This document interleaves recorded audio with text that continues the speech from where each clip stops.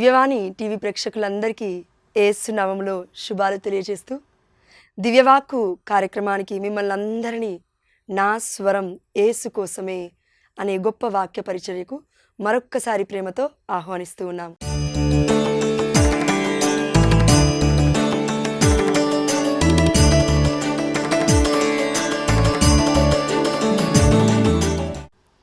పరిశుద్ధమైన గ్రంథంలో ప్రతి వాక్యంలో కూడా ఎన్నో మర్మాలు దాగి ఉన్నాయి.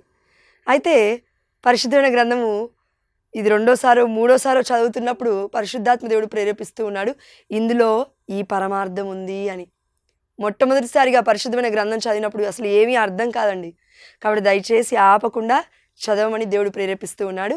రెండవసారి మనం చదువుతున్నప్పుడు పరిశుద్ధాత్మ దేవా నాకు సహాయం చేయయ్యా అని మనం చదువుతూ అడుగుతూ దేవుణ్ణి మొరపెడుతూ ఎప్పుడైతే మనం ధ్యానిస్తామో తప్పకుండా వాక్యంలో ఉన్న పరమార్థం మనకు అర్థమవుతుంది. ఈరోజు వాక్య పరిచర్యలో పరిశుద్ధమైన వాక్యము యొక్క ఆ యొక్క నిగూఢమైన రహస్యము పరిశుద్ధాత్మ దేవుడు ఏం చెప్పబోతున్నాడంటే, కానాపల్లి విందులో కథోలిక శ్రీ సభ. యోహాను సువార్త 2వ అధ్యాయం అని మనందరికీ తెలుసు. ప్రతి ఒక్క క్రైస్తవుడు కూడా కానాపల్లి విందు గురించి చాలా అర్థవంతంగా ఇప్పటివరకు అర్థమై ఉండొచ్చు. కానీ పరిశుద్ధాత్మ దేవుడు అందులో ఉన్న మర్మాలను ఈరోజు మనతో ముచ్చటించబోతూ ఉన్నాడు. కాబట్టి ఆలస్యం చేయకుండా వాక్య పరిచర్యలకు మనం వెళ్దాం. యోహాను సువార్త 2వ అధ్యాయము 1వ వచనం నుండి 12 వచనాలు మనం చదివి ధ్యానిస్తే ఆ దేవాతి దేవుడు మనకు అర్థవంతంగా వివరిస్తాడు. కాబట్టి ఈరోజు ఈ యొక్క వాక్య ధ్యానాంశం అయిపోయిన తర్వాత కూడా మీరు యోహాను సువార్త 2వ అధ్యాయము 1 నుండి 12 వచనాలు మరలా ఇంకొకసారి ధ్యానించమని మిమ్మల్ని అందరినీ ఇదిగో బ్రతిమాలుకొని ఉన్నాను. అయితే కానాపల్లి విందులో అసలు ఏం జరిగింది, కథోలిక శ్రీ సభ అలా ఎలా కనబడుతుంది అని చూస్తే మనందరికీ తెలుసు, పవిత్రాత్మ రాకడ రోజున పెంతకోస్తు పండుగ రోజున ఇదిగో దేవుడి యొక్క సంఘము పుట్టింది అని, కథోలిక శ్రీ సభ పుట్టింది అని. కానీ ఆ రోజు అసలు ఏం జరుగుతుందంటే కథోలిక శ్రీ సభ పుట్టిందని కాదండి దానికి అర్థము. పరిశుద్ధాత్మ దేవుడు బిడ్డలందరినీ కూడా ఆవరించి ఈ యొక్క పరిశుద్ధమైన కథోలిక శ్రీ సభ కొరకు ఉపయోగించుకున్నాడు. ఇదిగో అప్పటి వరకు అక్కడే ఉన్న శిష్యులందరూ అపోస్తులందరూ భయముతో వణుకుతూ ఉన్నారు, యెరూషలేములోనే ఉన్నారు. కానీ బయటికి వెళ్ళి ప్రసంగిస్తూ ఉన్నారు, బయటికి వెళ్ళి దేవుడి యొక్క వాక్యాన్ని ప్రకటిస్తూ ఉన్నారు అనే విషయం మనం గుర్తుపెట్టుకోవాలి. బయటికి వెళ్ళి ప్రకటించారు వాళ్ళందరూ. అపోస్తులందరూ కూడా యేసు ప్రభువారు ఎన్నుకున్నారు, అవునా? ఎస్. కానీ అపోజల్స్ అంటే ఏంటి అర్థము? అపోస్తలుడు అంటే అర్థం ఏంటంటే the one who sent by God. ఎవరైతే దేవుడి చేత పంపబడ్డారో ఈ లోకానికి వారిని అపోస్తలులు అని అంటాము. శిష్యులు అని అంటే ఏంటంటే ప్రపంచం మొత్తం కూడా యేసుప్రభువు వారి యొక్క శిష్యులే. ఇది మనం గుర్తుపెట్టుకొని ఈ వాక్యాన్ని ధ్యానించుకుందాం. కాబట్టి కానాపల్లి విందులో కథోలిక శ్రీ సభ ఎందుకు ముందుగానే కనబడుతుంది? పవిత్రాత్మ రాకడ రోజున కనబడేది కథోలిక శ్రీ సభ కాదా అంటే లేదండి, ఆ రోజు కనబడుతుంది వృద్ధిలో ఉన్న కథోలిక శ్రీ సభ. కానీ యేసు ప్రభువు వారు ఎప్పుడైతే తన నోటి మాట చేత మనకు ఆజ్ఞలను జారీ చేస్తూ ఉన్నాడో అప్పుడే కథోలిక శ్రీ సభ పుట్టింది. అదేవిధంగా యేసు ప్రభువు వారు ఎప్పుడైతే శిలువ పైన మరణించాడో అప్పుడే స్త్రీ పుట్టింది, అంటే భార్య పుట్టింది అనగా అర్థము. ఆది కాండంలో మనం చూసాము ఆదాము ఏవలను. ఆది కాండములో ఆదాము నుండి దేవుడైన యెహోవా ప్రభువు ఏవను తన ప్రక్కటెముక నుంచి తీస్తూ ఉన్నాడు. అదేవిధంగా యేసు ప్రభువు వారు ఎప్పుడైతే చనిపోయారో మరణించారో శిలువ మీద, ఆ సమయంలో యోహాను సువార్త 19వ అధ్యాయం 34వ వచనం మనం చూస్తూ ఉన్నాము. ఏంటంటే ఇదిగో సైనికుడు వచ్చి ఆ యొక్క బల్లెముతో యేసు ప్రభువు వారి యొక్క ప్రక్కను పొడవగానే రక్తము నీరు స్రవించను. నీరు అనగా పరిశుద్ధాత్మ దేవుడికి సాదృశ్యము, రక్తము అనగా ఇదిగో యేసు ప్రభువు వారు ఈ ప్రపంచాన్ని రక్షించుకున్నాడు. అంటే కథోలిక శ్రీ సభను ఇదిగో కడుతూ ఉన్నాడు. తన ప్రక్కటెముక నుంచి నీరు రక్తము ఏ విధంగా అయితే స్రవిస్తూ ఉందో ఇదిగో తన యొక్క భార్య పుట్టింది, అంటే కథోలిక శ్రీ సభ పుట్టింది అని అర్థము అండి. కాబట్టి మరి కానాపల్లి విందులో ఏం జరుగుతుందో మనం చూద్దాం. కథోలిక శ్రీ సభ ముందుగానే ఉంది, కేవలం పెంతకోస్తు పండుగ రోజున మాత్రమే లేదండి. కానీ ప్రపంచవ్యాప్తంగా మనం ఏం ప్రకటిస్తున్నామంటే అర్థవంతంగా మన అందరికీ అర్థమయ్యే రీతిలో మన కన్నతల్లి అయిన కథోలిక శ్రీ సభ చాలా ఈజీగా ఉదాహరణ ఇస్తూ ఉంది, ఇదిగో మనం పుట్టాము ఆ రోజున అని. కానీ వాక్యంలో ఉన్న మర్మాలు ఈరోజు మనం ధ్యానిస్తే మనకు అర్థమవుతుంది. కానాపల్లిలో విందు, కానాపల్లిలో పెండ్లి. యోహాను సువార్త 2వ అధ్యాయం 1వ వచనం చూడండి. 3వ రోజున గలిలయలోని కానాపల్లిలో ఒక పెండ్లి జరిగెను. చూడండి, 3వ రోజున. 3వ రోజు అంటే యేసు ప్రభువారు ఎప్పుడు చనిపోయారు? మొదటి రోజు చనిపోయారు, 2వ రోజు ఉన్నారు, అదేవిధంగా విశ్రాంతి దినం మొత్తము కూడా సమాధిలో ఉన్నారు. 3వ రోజున పునరుత్థానుడై లేశాడు. ఆ 3వ రోజునే ఇక్కడ గుర్తు చేస్తూ ఉన్నాడు పరిశుద్ధాత్మ దేవుడు. 3వ రోజున గలిలయలోని కానాపల్లిలో ఒక విందు జరిగెను. యేసు తల్లి అచట ఉండెను. మొన్నటి రోజునే మనము జూన్ నెల 22వ తారీఖు రోజున పరమ పవిత్రమైన యేసునాథుని యొక్క రక్త శరీరాల పండుగను మనం కొనియాడం, అవునా? ఎస్. ఇది ఏంటి అసలు? ఇది పరలోక విందు, గొర్రెపిల్ల విందు. ఇక్కడ ఏం విందు జరుగుతుంది? కానాపల్లిలో విందు జరుగుతుంది. చూడండి, వాక్యాన్ని ధ్యానించుకుంటూ ముందుకు వెళ్దాం. అక్కడ యేసు తల్లి అచట ఉండెను. ఇక్కడ మరియతల్లిని ఎవరూ ఆహ్వానించలేదు, కానీ యేసు తల్లి అచట ఉండెను. కథోలిక శ్రీ సభలో కూడా మరియతల్లి ఎప్పుడూ ఉంటూనే ఉంటుంది. అందుకే కథోలిక శ్రీ సభ అనగా దేవుడి సంఘము అని గుర్తుపెట్టుకోవాలి. ఆ సంఘములో ముఖ్యమైన పాత్రురాలుగా అమ్మ మరియతల్లి మదర్ ఆఫ్ చర్చ్గా ఉంది. మన మరియతల్లి కథోలిక శ్రీ సభకి తల్లి అనే విషయాన్ని కూడా మనం గుర్తుపెట్టుకోవాలి. అందుకే యేసు తల్లి అచట ఉండెను. 2వ వచనము, యేసు ఆయన శిష్యులను ఆ వివాహమునకు ఆహ్వానింపబడిరి. చూడండి, వివాహానికి ఆహ్వానింపబడుతూ ఉన్నారు యేసు ప్రభువారు, అదేవిధంగా శిష్యులు. మన కన్నతల్లి అయిన కథోలిక శ్రీ సభలో కూడా ఇది మనం చూస్తూ ఉన్నాము. యేసు ప్రభువారిని మనం దివ్య బలి పూజలో వెళ్ళి ఆహ్వానిస్తూ ఉన్నాం ప్రవేశ గీతం ద్వారా. అదేవిధంగా యేసు ప్రభువారు ఒక్కరే వస్తారా అంటే లేదండి, అనేక సకల దేవదూతలు మధ్యస్థ ప్రార్థన అక్కడ సలుపబడుతూ ఉంటుంది. పునీతుల మధ్యస్థ ప్రార్థన అక్కడికి దిగి వస్తూ ఉంది. పరలోక రాజ్యమే ఇదిగో ఈ భూమిలోకి వస్తున్న సందర్భం ఏంటంటే దివ్యమైన బలి పూజ, దివ్యమైన దేవుడి యొక్క గొర్రెపిల్ల విందు మహోత్సవానికి పిలువబడిన మనమందరం కూడా ధన్యులమే అని ఎందుకు అంటున్నామంటే అక్కడ దేవదూతల శిబిరం వస్తుంది, పునీతుల మధ్యస్థ ప్రార్థన ఉంటాయి, మరియ తల్లి ఉంటుంది, పునీత జోజప్ప గారు ఉంటారు, హత సాక్షులు, వేద సాక్షులు అందరూ ఉంటారు. అక్కడ విందు జరుగుతుంది. కానాపిల్లి విందు ఏ విధంగా అయితే జరుగుతుందో అక్కడ కూడా పరలోక రాజ్యంలో విందు జరుగుతుంది. కాబట్టి యేసు ఆయన శిష్యులను ఆ ఇదిగో ఆ వివాహమునకు ఆహ్వానింపబడిరి. మనం అందరం కూడా యేసు ప్రభువారిని ఎందుకు ఆహ్వానించాలంటే మన యేసు ప్రభువారు చాలా గొప్ప వ్యక్తి అండి. ఆహ్వానిస్తే కానీ రాడు. కాబట్టి దయచేసి ఆహ్వానించాలి మనం దేవుణ్ణి. నా కుటుంబ సమస్యలు ఇలా ఉన్నాయి, నా బాధలు ఇలా ఉన్నాయి, నా కన్నీళ్ళు ఇలా ఉన్నాయి, దేవుడు ఎక్కడున్నాడు, పరలోక రాజ్యంలో ఉన్నాడేమో, నిద్రపోతున్నాడేమో, ఇది కాదు. నువ్వు నేనే నిద్రపోతున్నావు ప్రార్థన చేయకుండా. ప్రార్థన దేవుడికి ఆహ్వానం, ఇది మనం గుర్తుపెట్టుకోవాలి. 3వ వచనం చూడండి, అచట ద్రాక్షారసము తక్కువ పడగా యేసు తల్లి వారికి ద్రాక్షారసము లేదు అని ఆయనతో చెప్పాను. చూడండి, ఈ 3వ వచనం చాలా వండర్ఫుల్ వాక్యం అండి. అక్కడ ఎవరు మరియ తల్లి దగ్గరికి రాలేదు, అమ్మా మరి మాకు ద్రాక్షరసం అయిపోయింది, దయచేసి నువ్వు వెళ్ళి నీ కుమారుని అడుగు అని ఎవరు చెప్పట్లేరు. కానీ మరియ తల్లి కల్పించుకొని మరి ఇదిగో అచట ద్రాక్షారసము తక్కువ పడగా కొరత పడింది. ఏదో మన కుటుంబాలలో కూడా అనేకమైన కొరతలు, శాంతి ఉండదు, సమాధానం ఉండదు, ఆరోగ్యం ఉండదు, అప్పుల బాధలు, ఎన్నో కొరతలండి. అన్నీ సమృద్ధిగా ఉన్నప్పటికీ కూడా తినలేని కొరత, అన్నీ సమృద్ధిగా ఉన్నప్పటికీ కూడా అనుభవించలేని కొరత. ఈ కొరత ఎవరూ తీర్చలేరు, కేవలం మరియ తల్లి మధ్యస్థ ప్రార్థన మాత్రమే తీరుస్తుంది. అందుకే యేసు తల్లి వారికి ద్రాక్షారసము లేదు అని ఆయనతో చెప్పాను. యేసు ప్రభువారు ఉన్నారు, పునీతులు అంటే శిష్యులు ఉన్నారు, అక్కడ అందరు ఉన్నారు, అపోస్తులు కూడా. కానీ ఎందుకు అమ్మ మరియ తల్లి మాత్రమే ముందుకు ఒక అడుగు వేసి ఇదిగో వారికి కొరతగా ఉందని చెప్తుందంటే తల్లి కాబట్టి.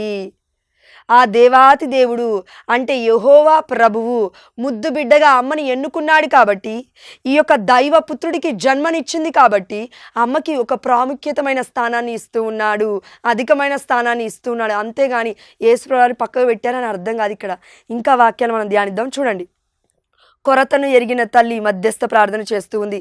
4వ వచనము, యేసు ప్రభువారి దగ్గరికి అమ్మ మరియ తల్లి వెళ్ళింది, ఇదిగో వారికి కొరతగా ఉంది అని చెప్పగానే స్త్రీ అది నాకేమి నీకేమి, నా గడియ ఇంకను రాలేదు.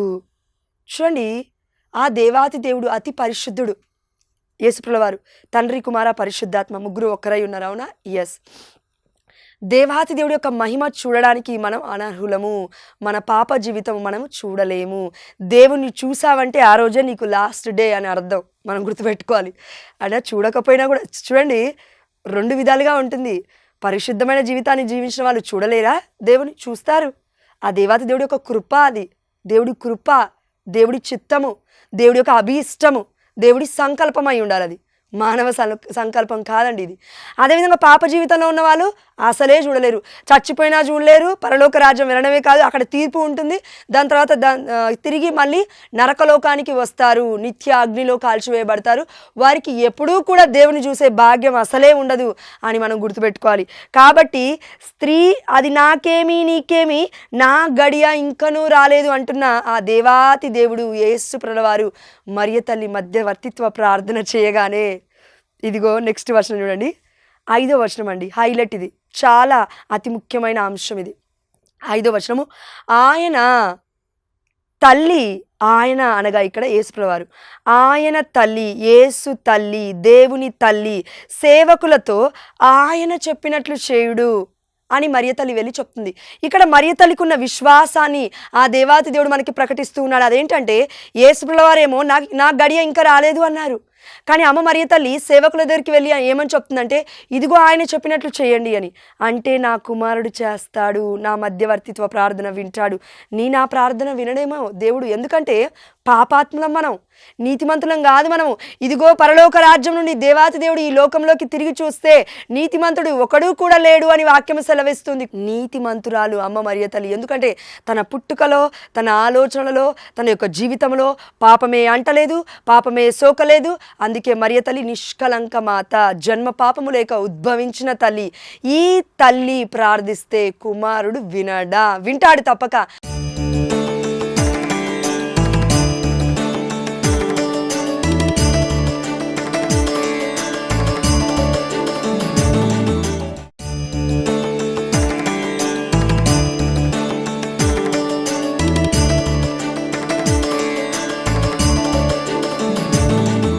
ఎంతోమంది జన సమూహం ఉన్నారు అక్కడ, ఎంతోమంది బిడ్డలకు వచ్చారు అక్కడ ఆ యొక్క వివాహానికి.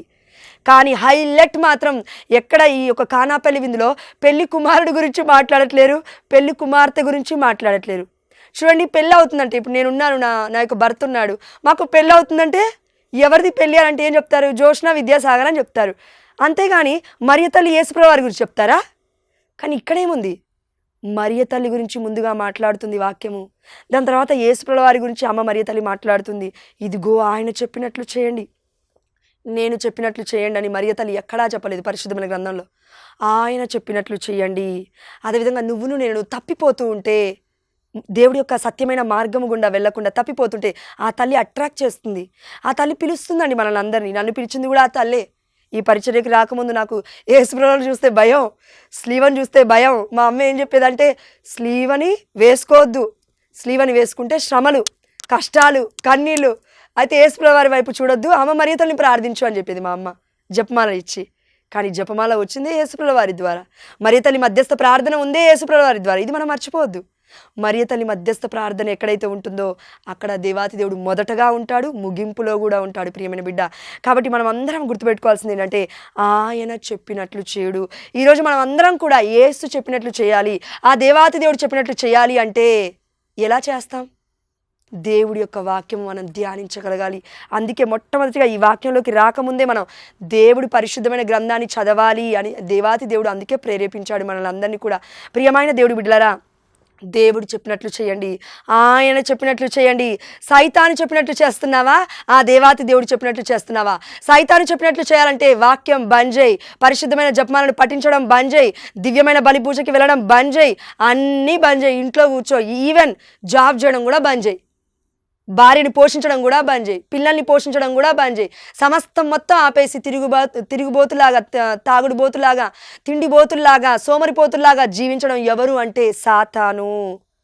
ఈ లోకానికి నువ్వు నేను ఎందుకు వచ్చామంటే దేవుడి చిత్తము చేయడానికి. ఆ చిత్తము పెద్ద బీభత్సంగా ఏముండదండి. గొప్ప గొప్ప కార్యాలు వద్దు. భర్తగా ఉన్నావా, భార్యని పిల్లల్ని పోషించు. భార్యగా ఉన్నవా, భర్తని సహకారిగా ఉండి పిల్లని కరెక్ట్గా మంచిగా తిండి పెట్టమ్మా, చాలు సరిపోతుంది వండి. నేను దేవుని పరిచయం చేస్తున్నాను రోడ్లమ్మడి తిరుగుతున్నావా ఏంటి? దేవుడు అంటున్నాడు ఈ సమయంలో నువ్వు చేస్తున్న పరిచర్య ఏంటంటే ముందుగా నీ కుటుంబ సభ్యులు, దాని తర్వాత బయటికి రా. దేవుడే పిలుస్తాడు బయటికి, కానీ ముందుగా నీ కుటుంబం జాగ్రత్త. కాబట్టి ఈ సమయంలో ఆయన చెప్పినట్లు చేయండి, సైతాన్ని చెప్పినట్లు చేయకూడదు, దేవుడు చెప్పినట్లు మనం చేయగలరు. ఇది మనం గుర్తుపెట్టుకొని 6వ వచనంలోకి వద్దాం. యూదుల ఆచారం ప్రకారం శుద్ధీకరణకై అక్కడ 6 రాతి బాణలుండెను. ఈ వాక్యం కంటే ముందండి మనం మొట్టమొదటిగా ఏం మాట్లాడుకున్నాం? కానాపల్లెలో ఈ యొక్క పెళ్లిలో కథోలిక శ్రీ సభ కనబడుతుంది. మరి ఎక్కడ కనబడుతుంది? ఇందులో అమ్మ మరియ తల్లి ఉంది, యేసుప్రభువారు ఉన్నారు, శిష్యులు ఉన్నారు. ఇప్పుడు దివ్యమైన బలి పూజలో మనం ఆరాధిస్తున్నప్పుడు ఆ దేవాతి దేవుని దూతలు ఉన్నారు. కథోలిక శ్రీ సభ అంటేనే అండి కేవలం దేవుడు అనే అంశం కాదు, దేవుణ్ణి ఎంతమంది చేరుకున్నారు, నిరీక్షణ ఉందా లేదా దేవుళ్ళు మనందరికీ. ఈ యొక్క 2025 కథోలిక శ్రీ సభ మన యొక్క చనిపోయిన పోప్ ఫ్రాన్సిస్ గారు ఏ విధంగా అయితే ఈ యొక్క 2025ని జూబ్లీ ఇయర్గా ప్రకటించున్నారు, నిరీక్షణ యాత్రికులం. ఇది మనం మర్చిపోదు. మనలో నిరీక్షణ దేని ద్వారా జరుగుతుంది, దేని ద్వారా మనం కలిగి ఉన్నామంటే కేవలం ఇదిగో నాకంటే ముందు చనిపోయిన పునీతులు ఉన్నారు, నాకంటే చనిపోయిన పాపాత్ములు ఎంతోమంది పునీతులు అయ్యారు, వేద సాక్షులుగా ఉన్నారు, హతసాక్షులుగా ఉన్నారు, దేవుడి రాజ్యంలో నా కోసం ప్రార్థిస్తున్నారు.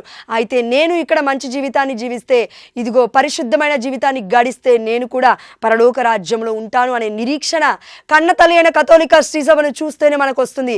వేరే వర్గాల వైపు చూసావనుకో భయపడిపోతావు, బెంబెలెత్తిపోతావు. ప్రియమైన బిడ్డ, దేవుడు ఒకవేళ ఆన్సర్ చేయకపోతే మన ప్రార్థనలకి చచ్చిపోతాము. మరియ తల్లి మనకి ఆదరణ మాత, పరిశుద్ధాత్మ దేవుడు మనకి ఆదరణ ఇచ్చువాడు. He's hour advocate. పరిశుద్ధాత్మ దేవుని మనం ఏమంటున్నాం, తెలుగులో ఏమంటామంటే మన యొక్క న్యాయాధిపతి అని, మన యొక్క స్నేహితుడు అని, లేకపోతే మన యొక్క సహకారి అని. అమ్మ మరియ తల్లిని కూడా ఏమంటున్నాం మనం? నిత్య సహాయ మాత, నిత్య సహాయ మాత, ఆదరణ మాత, కారుణ్య మాత, నిర్మల మాత. చూడండి, ఆదరణ మాత మనల్ని అందరినీ ఆదరిస్తుందండి ఆ తల్లి. మనం ప్రార్థించాల్సిన అవసరం లేదు ఎక్కువగా. అమ్మా నా దగ్గరికి రా, చిన్న ప్రార్థన, కానీ చాలా విశ్వాసం కావాలి దేవుని ప్రార్థించాలంటే. ఒక్కొక్కసారి మనకి విశ్వాసం ఉండదు కదండి, అది అనమాట చెప్పేది. అంతే, దేవుని డైరెక్ట్గా ప్రార్థన చేయకూడదు అని చెప్పట్లేదు, కానీ మన విశ్వాసం ఒక్కొక్కసారి సన్నగిలుతూ ఉంటుంది. సాతానుకున్న పనే అది కదా. కాబట్టి ఆ యొక్క సాతాను బంధకాల నుంచి మనల్ని కాపాడడానికి ఆ తల్లి యొక్క స్వరూపాలను మనం చూస్తే దర్శన గ్రంథం 12వ అధ్యాయం ఒకసారి చూడండి మీరు. అక్కడ ఎలా కనబడుతుంది అమ్మ మరియ తల్లి? ఇదిగో సూర్యుడే ఆమె వస్త్రములు, చంద్రుడే ఆమె పాదముల క్రిందను, 12 నక్షత్రములు గల కిరీటము ఆమె తలపై ఉండెను. ఆ సమయంలో నిండు చూలాలుగా అమ్మ మరియ తల్లి ఉంది. తన గర్భంలో ఉన్న శిశును మృంగడానికి సర్పం వస్తుందంట.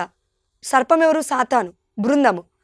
ఆ సాతాను బృందాన్ని అమ్మ మరియ తల్లి తొక్కివేసినట్లుగా మనము ఈ యొక్క దృశ్యంలో చూస్తూ ఉంటాము. కొన్ని యొక్క దృశ్యాలలో అమ్మ మరియ తల్లి యొక్క స్వరూపాలలో తన యొక్క పాదముల క్రింద పెద్ద భూగోళం ఉంటుంది, అంటే ఒక ప్రపంచం ఉంటుంది. ఆ ప్రపంచ పటం మీద సాతాను ఉంటుంది. ఆ సాతాను మీద ఆ యొక్క తలని త్రొక్కివేసినట్లుగా అమ్మ మరియ తల్లి ఉంటుంది. అంటే దానికి అర్థం ఏంటి? ఆది కాండంలో ఏవ ద్వారా ఈ లోకానికి పాపం వచ్చింది, కానీ 2వ ఏవ అయిన అమ్మ మరియ తల్లి ద్వారా ఇదిగో ఈ లోకానికి ఆ యొక్క విమోచకుని తీసుకొచ్చింది అమ్మ మరియ తల్లి. ఆ యొక్క పాప రహితోద్భవిగా ఉండి పాప విమోచన కలిగించడానికి ఆ తల్లి ఆ సాతాన్ని తొక్కివేస్తుందని అర్థము. అందుకే మనం అందరం కూడా కన్నతల్లి అయిన కథోలిక శ్రీ సభలో ఉన్నామంటే తప్పక మరియ తల్లి మధ్యస్థ ప్రార్థన అడగాలి. అడగకపోతే ఆనందించలేవు, అడగకపోతే దేవుడి యొక్క ఆదరణని పొందుకోలేవు. ఒక ఇంటిలోనే మనం చూస్తూ ఉంటాము, అమ్మ దగ్గర ఉన్న కన్సోలేషన్, ఆ యొక్క ఆదరణ, ఆ యొక్క ఓదార్పు తండ్రి దగ్గర ఉంటుందా? మ్యాక్సిమం అండి 100లో 90 మంది అండి, 99% మంది కూడా అమ్మ దగ్గరే ఎక్కువ కన్సోలేషన్ పొందుకుంటారు, అంటే ఆ యొక్క ఆదరణ ప్రేమ పొందుకుంటారు. కానీ తండ్రి దగ్గర చాలా తక్కువ. ఒక సర్టెన్ ఏజ్ వస్తే ఆడపిల్లలకి తండ్రి దగ్గరికి వెళ్ళడం కూడా మానేస్తారు. అంటే ఏం చెప్తున్నా అంటే మరియ తల్లి మధ్యస్థ ప్రార్థన మనకొక ఓదార్పు, మనకొక ఆదరణ, మనకొక శక్తి అండి. అందుకే యేసుప్రభువు వారు ఏమన్నారు? ఇదిగో యోహాను నీ తల్లి, ఇదిగో స్వీకరించనగానే తన సొంత ఇంటికి తీసుకుపోయాడు. మనం ఎందుకు సొంత తల్లిగా మనం మరి అమ్మ మరియ తల్లిని అడగలేకపోతున్నాం? ఎందుకు స్వీకరించలేకపోతున్నాం? దేవుడే ఇచ్చాడు కదా ఆ గొప్ప కృపను మనందరికీ. ఆ దేవాతి దేవుడి యొక్క పుత్రుడు ఈ లోకానికి మరియ తల్లి గర్భము ద్వారా ఇదిగో ఒక మార్గమై వచ్చాడు. ఇప్పుడు ఆ తల్లి మనందరికీ ఒక గొప్ప మార్గం అవుతుంది యేసుప్రభువు వారి యొక్క చెంతకు చేరుకోవడానికి. అంతే సింపుల్. పాప జీవితము గడిస్తూ ఉన్నాము. అయ్యా నేను పాపిని, నా పాపమును మన్నించు, మరియ తల్లి మధ్యస్థ ప్రార్థన ద్వారా నేను అడుగుచున్నాను అనే ప్రార్థనలో తగ్గింపు ఉంది. లూసిఫర్ కూడా ఆ రోజు అనుకున్నాడు, డైరెక్ట్గా నేను ఆ యొక్క లోకాధిపతి చైర్లో, ఆ యొక్క సింహాసనంలో కూర్చుంటాను అనుకున్నాడు. అదేవిధంగా మొదటి ఏవా అనుకుంది, ఇదిగో నేను దేవుడు అంతటి వాడిని అవుతానంట.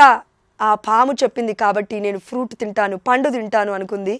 తొక్కివేయబడింది. ఈ ప్రపంచానికి మొత్తం పాపమై కూర్చుంది మొదటి ఏవా, మొదటి ఆదాము కూడా. ప్రియమైన దేవుడు బిడ్డలారా, మన ప్రార్థనలో తగ్గింపు ఉందా? మన ప్రార్థనలో తగ్గింపు ఉందా? మన ప్రార్థనలో పావన మూర్తి అయిన మన మరియ తల్లి ఉందా? ఇది గుర్తుపెట్టుకోవాలి మనం. కన్న తల్లి అనే కథోలిక శ్రీ సభ అందుకే నొక్కి వక్కానించి చెబుతుంది. 963 paragraph CCC catechism of the Catholic church చెప్తూ ఉంది. అదేంటి అని అంటే మరియ తల్లి మదర్ ఆఫ్ చర్చ్ అని, మరియ తల్లి కథోలిక శ్రీ సభకి కన్న తల్లి అని చెప్తూ ఉంది.